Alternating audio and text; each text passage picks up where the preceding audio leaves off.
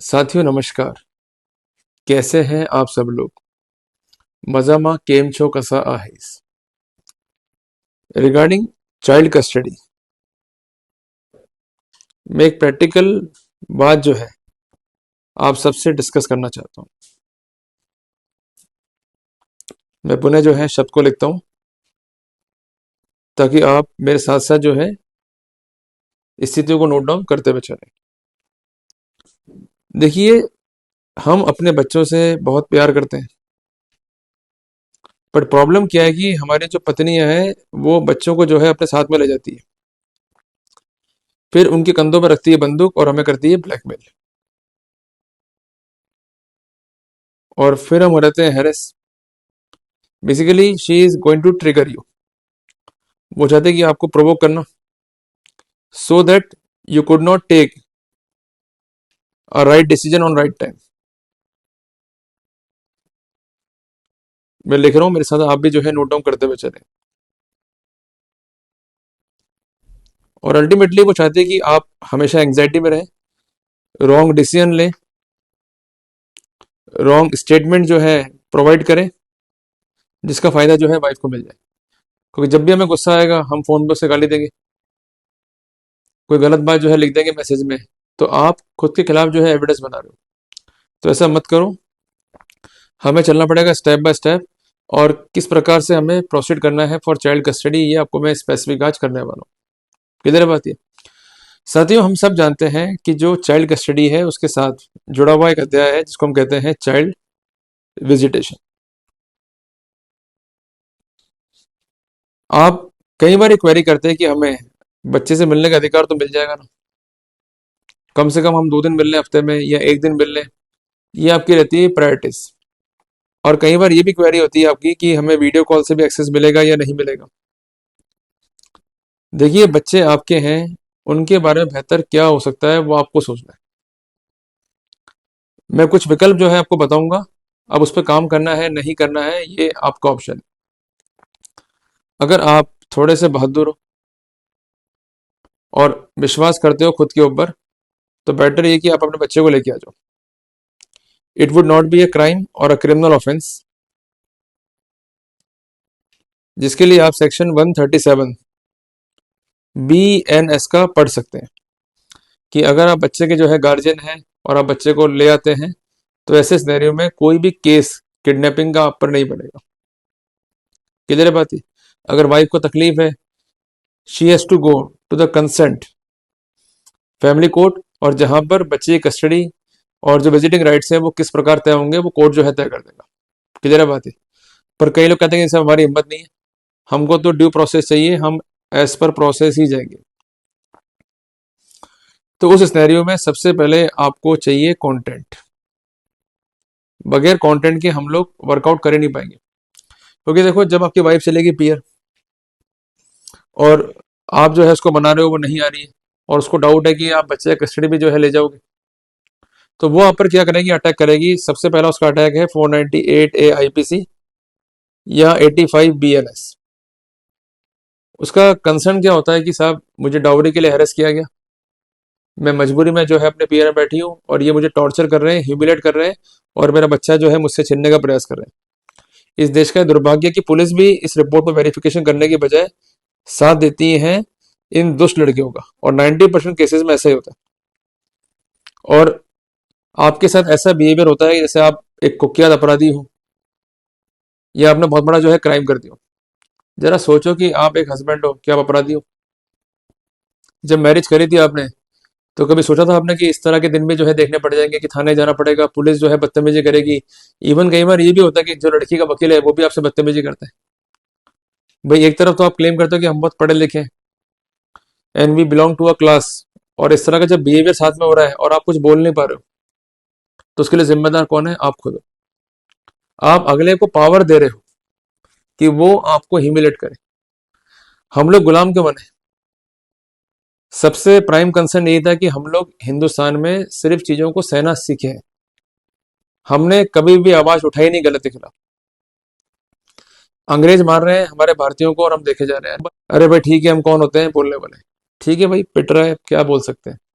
उससे अंग्रेजों को बल मिला and ultimately they possess R India. Clear है बात ये। फिर बहुत मुश्किल हुई उनको इस देश से बाहर निकालने में। तो बेसिकली लड़कियां डोमिनेंट इसलिए नहीं है कि कानून उनके साथ है, वो डोमिनेंट इसलिए है क्योंकि आप आवाज नहीं उठाते हो। आपको लगता है आवाज उठाएंगे तो पुलिस जो है हमको मार डालेगी, पुलिस जो है हमको जेल में बंद कर देगी और हमारा एक्सप्लॉयटेशन होगा सो अलग। आपकी यही नेगेटिव सोच, कमजोर सोच आपको आज तक गुलाम बनाई हुई है। आपको पता ही नहीं कानून कितना आपके फेवर में। उनके लिए तो एक कानून बनाया है पार्लियामेंट ने, आपके लिए बनाया है 10 कानून। पर उसको पढ़ो तो सही, उस पर काम तो करो, कितना फायदा आपको होगा। अगर आप थाने जा रहे हो, पुलिस आपसे बदतमीजी कर रही है, आपसे गाली गलौज कर रही है। अभी रिसेंट फैसला है सुप्रीम कोर्ट का, पढ़ा होगा आपने। पुलिस गाली गलौज नहीं कर सकती, आपसे अबे तबे नहीं कर सकती, उसमें भी ऑर्डर हुए डैमेजेस के। पर इसके लिए आपको एविडेंस तो बनानी पड़ेगी ना। अब आपके पास एविडेंस होती नहीं है, सारी बातें आपकी होती हैं हवाई, तो फिर कैसे राहत मिलेगी आपको। क्लियर बात है। आपके लिए बने हुए हैं सीसीए रूल्स, सीसीएस रूल्स की पुलिस जो है अगर पद का दुरुपयोग कर रही है, आपको ह्यूमिलेट कर रही है, हैरेस कर रही है, तो विभागीय कार्रवाई भी हो सकती है। जिन पे हो रही है उनसे पूछो। और पुलिस थर थर कांपती है जब इन पे कार्रवाई होती है काउंटर में। आपको थाने बुला करके ये लोग ह्यूमिलेट कर रहे हैं और आपसे रिश्वत की मांग कर रहे हैं। आप रिकॉर्ड करो एक एक बात को and file report with ACB और सीबीआई। ये लोग क्या करते हैं, सेफ कोर्स के लिए फोन बाहर रखवा लेते हैं। डर क्या है इनको, इनको मालूम है कि अगर पैसों की बातचीत करें और रिकॉर्ड कर लिया आपने तो फिर नुकसान इनका हो जाएगा। और आप लोगों को लगता है पुलिस वाले अच्छे हैं, फोन बाहर रखवा रहे हैं तो बड़ा अच्छा हेल्दी एटमोस्फेयर होगा बातचीत का। वो अपनी सेफ्टी कर रहे हैं, उनको कोई कंसर्न नहीं है आपसे, उनको खुद से कंसर्न है। इसलिए अपने साथ में स्पाई कैमरा, स्पाई डिवाइस लेके चलो। बहुत डिवाइस है मार्केट में आजकल। भाई वो क्या क्या निकलवा लेंगे आपसे, सिर्फ मोबाइल फोन, और क्या निकलवा लेंगे। आप आज के टाइम पे घड़ी में भी जो है रिकॉर्डर रख सकते हो। आपका चश्मा जो है उसमें रिकॉर्ड हो सकता है, इवन आजकल शर्ट में भी रिकॉर्डर आता है।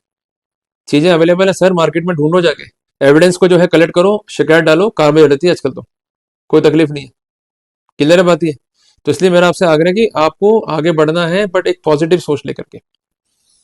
चौथी बात यह है कि आप लोग लड़ते हो चाइल्ड कस्टडी के लिए केस, या अपनी वाइफ से आप लड़ते हो इस झूठे मुकदमे में जो कि दाखिल होता है एज पर 498 है आईपीसी और 85 बीएनएस। कितने लोग हैं जो लड़ते हैं सिलसिले मुकदमों को? मेरे हिसाब से 90% लोग सिर्फ बातचीत करते हैं और करते हैं हवाईबाजी। देखो एक छोटी सी बात समझो।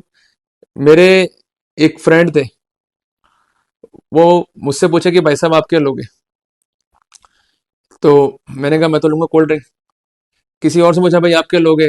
तो वो बोले मैं कॉफी लूंगा।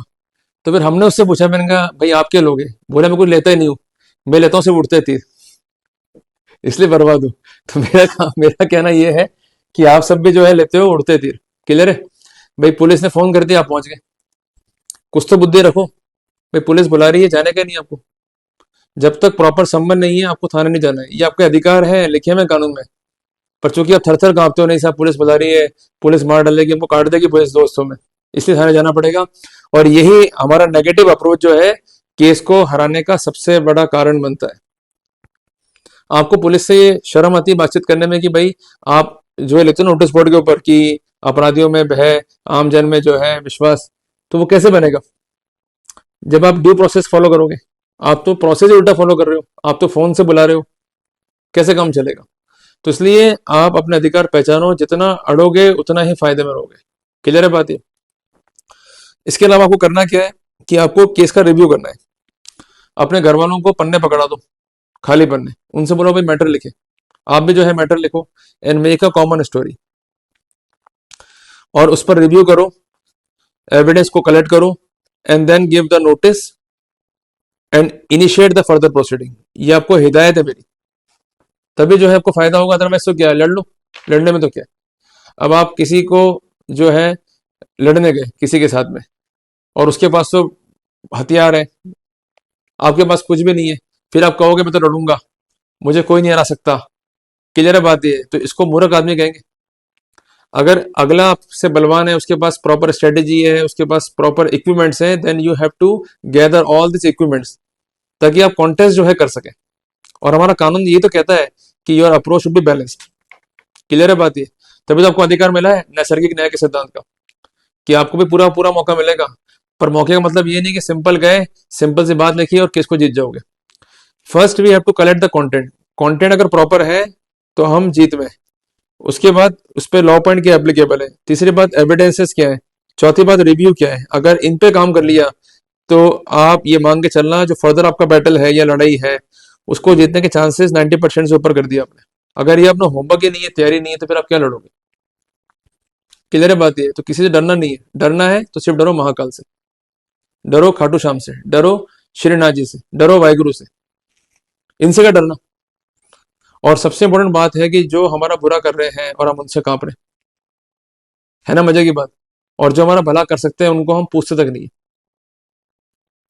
और आपका भला कौन कर सकता है, महाकाल, खाटू श्याम जी, हनुमान जी, ये भला कर सकते हैं। इसलिए आप अगर सच्चे हिंदू हो, सच्चे सनातनी हो, अपना सारा दुख कष्ट प्रभु के चरणों में डाल दो। और गारंटी माना कि प्रभु आएंगे नहीं, वो आपको दे देंगे ऐसे ऐसे आइडियाज कि उस सब कॉन्टेस्ट कर जाओगे। क्योंकि ऐसे केसों में प्रभु को उठ के आना पड़े फिर धिक्कार है। इसलिए आप सबसे पहले सीखो समर्पण की भावना। दूसरी बात, गुस्से का त्याग करो। तीसरी बात है कि जब भी डिसीजन लो बहुत सोच समझ के लो। और चौथी बात, जब भी पुलिस आपको फोन करे या कहे थाने आ जाओ, जाने का नहीं है, आप सबसे पहले केस को जानो, what is the case against you. और पांचवी बात, जब भी थाने जाना है किसी लीगल एक्सपर्ट को, किसी विशेषज्ञ को साथ में लेके जाओ, या कोई ऐसा व्यक्ति घर में आपके है जो कानून समझता है, उसको लेकर जाओ। तब तो आपको फायदा मिलेगा, अदरवाइज तो क्या हो जाएगा, proceeding will be a panic proceeding for you. वो अपने को जो है नहीं करना है। और सबसे आखिरी बात, मैं आप सबसे ये कहना चाहता हूँ, आग्रह करना चाहता हूँ कि चाइल्ड कस्टडी के लिए जो पैरामीटर फिक्स हैं उस पर अपने को काम करना है। सबसे पहला पैरामीटर है कि जो बच्चा है उसकी जो माँ है, मीन्स आपकी वाइफ, उसका कॉन्टेक्ट क्या है, उसके जो पेरेंट्स हैं उसका कॉन्टेक्ट क्या है। कई बार देखा होगा लड़की के अपने पिताजी को, माता जी को, आपको गालियां बक रहे हैं, हम ये कर देंगे वो कर देंगे, काट देंगे 2 हिस्सों में, ये कोई तरीके है क्या। काट दे भाई, अगर आपको वो मारेगा तो वो भी जेल जाएगा ना, it will be a murder case. कौन बचा है कानून से आज तक, तो घबराना क्या। इसलिए भपकियां देंगे वो, देने दो, पर एक बात याद रखना कि अपने को सामना नहीं करना होगा किसी प्राइवेट प्लेस के ऊपर। जब भी बातचीत होगी उससे कचहरी में करनी है, थाने पे करनी है। अकेले बुलाएं कि तू आजा काली पहाड़ी पे निपट लेंगे, वो मत कर देना कार्यक्रम। क्लियर है बात ये। तीसरी इंपॉर्टेंट बात है कि आपने बच्चे के जो वेलफेयर है उसके लिए क्या किया, क्या स्टेप लिए, उसको जो है मेंशन करो। और एविडेंसेस क्या है regarding the better parental affairs of you with the child, उसको जो है मेंशन करो। और आप बेटर क्या कर सकते हो ये आप मेंशन करो। इसके अलावा लड़की के जो पिताजी है, आप बर्डन शिफ्ट तो करो उसके ऊपर कि ससुर साहब आपकी जो प्रॉपर्टी है उसमें जो आपकी ये बेटी है, महान बेटी, उसका क्या हिस्सा है और उसको क्या हिस्सा आप दोगे।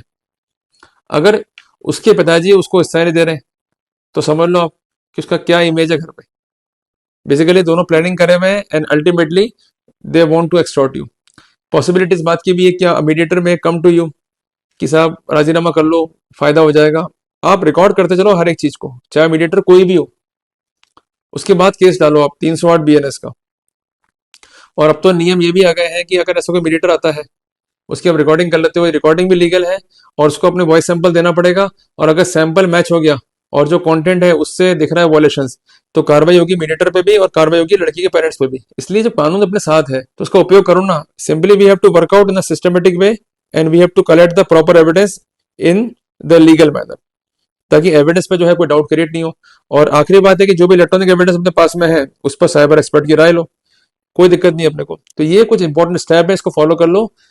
देर इज नथिंग टू वरी, घबराना कहीं भी नहीं है, ईश्वर अपने साथ है, अपने को वर्कआउट करना है। क्लियर है बात है। अगर सच्चे हो तो लड़ो, और अगर फैक्ट्स एविडेंसेस नहीं है सरेंडर करो, राजीनामा करो, निकलो। तीसरी बात, सामर्थ्य लड़ने का नहीं है, लगता भाई नहीं लड़ पाएंगे, economically we are weak, go for a surrender, राजीनामा करो, निकलो। क्लियर है बात है। क्योंकि ये मैदान जंग है, अगर लड़ रहे हो तो आप अपने भाग्य का जो मैन सेट है उसके भाग्य का निर्धारण भी कर रहे हो। क्लियर है बात है। तो इसलिए सब कुछ डिपेंड आपके हाथ में है। Workout in a proper way, in a systematic वे, यही मेरा आपसे आग्रह है। जल्दी मिलेंगे एक नए टॉपिक के साथ।